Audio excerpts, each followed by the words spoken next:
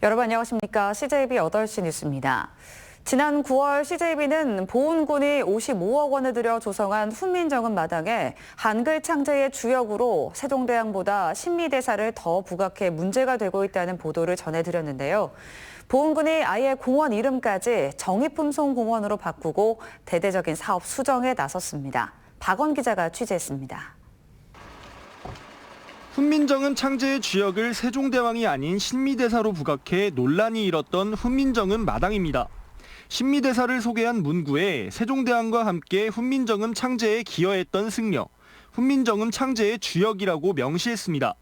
그런데 이런 문구들이 사라지고 새로운 내용이 기재됐습니다. 속리산 복천사에서 오랜 기간 주석한 고승으로 불경언해를 통해 훈민정음 보급에 많은 공로를 남겼다고 새겨져 있습니다. 보훈군이 한글단체 등의 의견을 반영해 내용을 수정한 겁니다. 8개 담장에 적혀있던 이야기들도 모두 변경됐습니다. 한글 창제 이야기 대신 신미대사와 복천사 관련 글을 써넣었습니다. 또 훈민정음 창제 관련 인물 7인 사이에 세워놓았던 세종대왕 동상도 이전했습니다. 따라서 이곳의 정식 명칭도 기존 훈민정음 마당에서 정의품송공원으로 바뀌었습니다. 그 훈민정음 마당 전체에 있는 거를 자문을 받았기 때문에 그걸 수정하는 데는 한 5천만 원 내외 정도. 저희가 이제 그 정의품송이 맞은편에 있기 때문에 보훈군은 한글 창제 대신 지역 역사에 맞는 신미대사와 정의품송을 토대로 다음 달까지 수정 보완을 마쳐 관광 활성화를 지키겠다고 밝혔습니다. CJB 뉴스 박원입니다.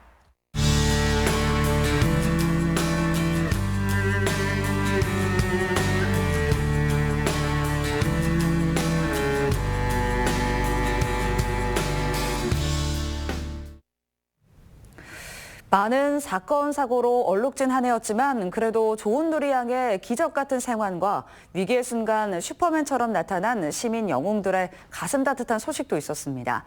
아직은 살만한 세상이라는 걸 보여준 우리의 이웃들의 이야기를 이윤영 기자가 정리했습니다. 도로 위 전복된 차량 주위로 사람들이 몰려듭니다. 모두 힘을 합해 넘어진 차량을 힘겹게 일으켜 세웁니다. 구겨진 차문을 잡아당기기 수차례. 가까스로 한 여성이 사람들의 부축을 받으며 차에서 빠져나옵니다. 지난 10월 청주시 사직동의 한 사거리에서 발생한 3중 추돌 사고입니다. 어디선가 슈퍼맨처럼 달려온 시민들 덕분에 차 안에 갇혔던 여성은 무사히 구출될 수 있었는데요. 급하면 한번 달려갔죠. 피라도 막 흘릴까봐 막 걱정되는 데서 쳐다보는데 그래도 다행히도 외상은 없으시고 4명, 5명 되니까 그래도 돌아가더라고. 차가 가벼운 거라. 도민 모두의 간절한 염원이 닿았을까요?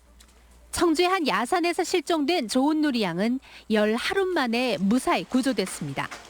35도를 오르내리는 폭염 속에서도 희망을 잃지 않고 민관군의 자원봉사자까지 5,700여 명이 만든 기적이었습니다.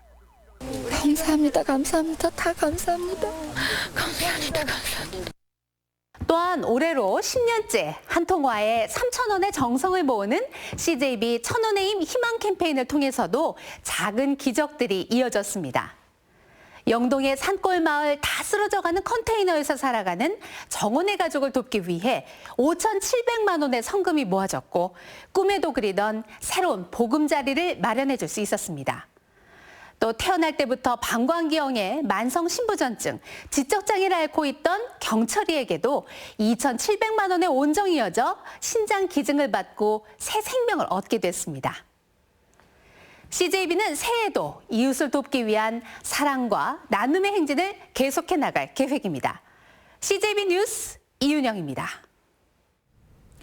2019년 올 한 해 문화계도 많은 성과와 결실을 거뒀습니다.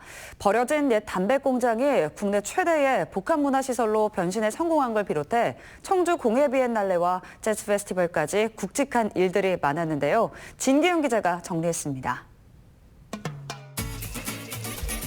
지난 8월 도심의 흉물로 남아있던 옛 담배 공장이 국내 최대 규모의 문화복합시설로 새 생명을 얻었습니다.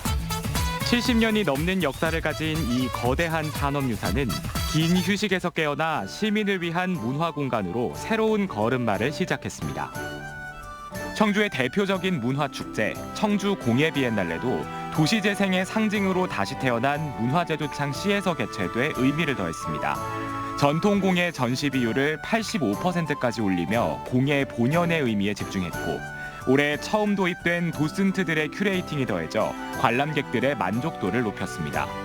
국내 최초의 수장형 미술관으로 문을 연 국립현대미술관은 개관 1년 만에 21만 명의 관람객을 끌어모았습니다. 또 청남대를 배경으로 열린 재즈토닉 페스티벌은 역대 최대의 관객몰이에 성공하며 중부권 최고의 재즈 축제로 자리매김했습니다. 이 밖에도 문화재 야행과 젓가락 축제 등 다양한 축제가 성공적으로 열려 시민들의 발길을 사로잡았습니다. 하지만 국악단원의 출연료 차등 지급 논란부터 기획 연출비 횡령 의혹까지 각종 문제로 구설수에 오른 충주 중원문화재단을 두고 갈등이 이어지고 있고 문화 관련 행사 보조금을 빼돌린 혐의로 충북의 한 문화예술단체장이 입건되는 등 문화계도 각종 비리와 소송으로 아쉬움을 남겼습니다. CJB 뉴스 진기훈입니다. 경북 고령군의 낙동강변에도 올해도 어김없이 천연기념물이자 멸종위기종인 독수리들이 날아왔습니다. 겨울 진객의 모습이 반갑긴 한데 올해는 개체수도 준데다 눈칫밥을 먹는 신세라고 합니다. TBC 한현호 기자가 현장을 다녀왔습니다. 겨울 창공을 가르며 유유히 활공합니다. 3m가 넘는 긴 날개를 편 모습이 하늘의 제왕답습니다. 들녘에 내려앉아 먹이 활동에 나선 독수리들. 이 귀한 겨울 진객을 상대로 동네 텃새들의 호된 신고식이 이어집니다. 까마귀들이 독수리를 마구 쪼아대고 등에 올라타기도 하며 쫓아냅니다. 꽁무니를 계속 쪼는 통에 독수리는 큰 날개로 엉덩이를 감추고 도망가기 바쁩니다. 동네 개들이 들판을 휘젓자 황급히 날개짓을 하며 일제히 달아납니다. 푸대접은 이뿐만이 아닙니다. AI와 아프리카 돼지열병 여파로 먹이주기 활동이 금지됐기 때문입니다. 특히 아프리카 돼지열병 확산 방지를 위해 포획한 멧돼지 사체를 먹이로 제공하는 것은 엄격히 금지됐습니다. 38마리 정도 왔는데 독수리가 까치가 까마귀가 없으면 재미도 없지 싶어.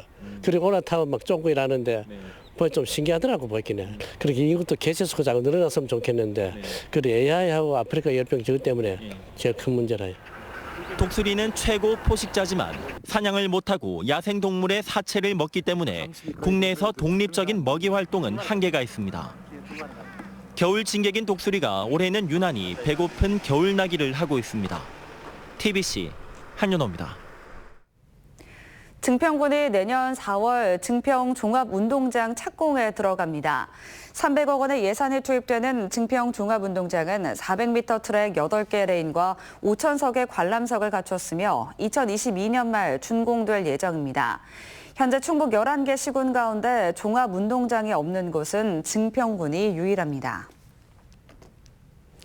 단양군이 자매 결연 도시의 주민들에게 단양 군민과 같은 수준의 관광시설 이용료 할인 혜택을 제공합니다. 단양군과 자매 결연을 맺은 자치단체는 서울 송파구와 부산 진구 등 8곳이며 이들 지역의 주민들은 다누리 생태관이나 만천하 스카이워크 등의 관광시설을 50% 할인된 가격에 이용할 수 있습니다. 제천 겨울 벚꽃 축제가 카니발 퍼레이드와 로맨틱 벚꽃 조명에 힘입어 9일 만에 관람객 20만 명을 돌파했습니다.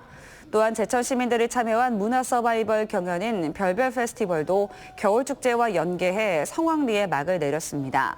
제천시는 다음 달 열리는 얼음 페스티벌까지 축제 흥행 기세를 이어나갈 방침입니다.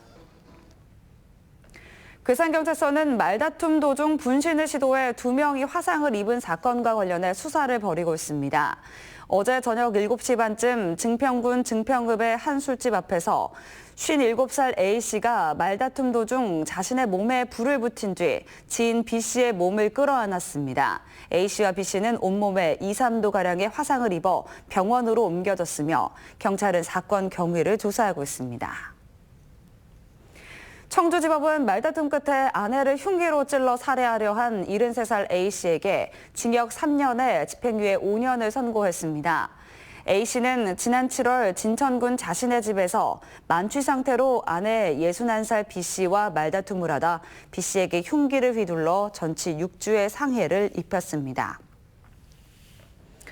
끝으로 날씨입니다. 내일 충북지방은 대체로 흐린 날씨를 나타내며 오전에는 곳에 따라 약한 빗방울이 내리겠습니다. 내일 아침 최저기온은 영하 1도에서 3도, 낮 최고기온은 6도에서 10도 사이를 보이겠습니다. 한편 올해의 마지막 날인 모레에는 기온이 큰 폭으로 떨어지며 영하 10도 안팎의 아침 최저기온이 예상됩니다. 이상으로 CJB 8시 뉴스를 마칩니다. 시청해주신 여러분 고맙습니다.